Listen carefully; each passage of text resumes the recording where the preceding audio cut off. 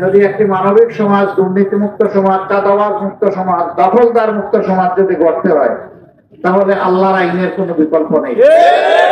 তাদের কাছে শুধু এই আবেদন রেখে দেয় যে চব্বিশে বহু জীবন আর রক্তের বিনিময়ে বাংলাদেশের জনগণ একটা পরিবর্তন পেয়েছে এবং এই পরিবর্তন এসেছে ফ্যাসিবাদীদের বিরুদ্ধে। কিন্তু আমাদের লড়াই শুধু ফ্যাসিবাদীদের বিরুদ্ধে নয়, ফ্যাসিবাদের বিরুদ্ধে। এই ফ্যাসিবাদ পুরাতন হোক আর নতুন হোক, এদেশের জনগণ কাউকে ছাড় দেব না, আমরাও ছাড় দেব।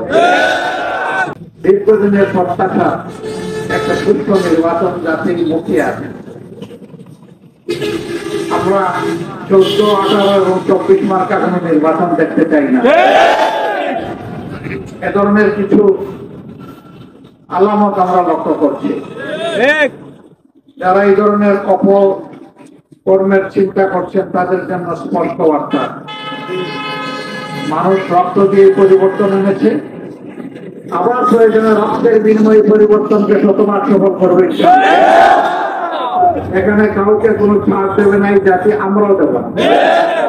এই জন্য এখন থেকে ছাত্র, যুবক, শ্রমিক অতীতে যেমন বুক চিতিয়ে লড়াই করে নিজেদের অধিকার কায়েমের জন্য এগিয়ে গিয়েছিল, আগামীতে তাকে শতভাগ সফল করার জন্য এই বুক, আমাদের বুকে যুবকদেরকে ধারণ করে আমাদের সামনে এগিয়ে যেতে হবে।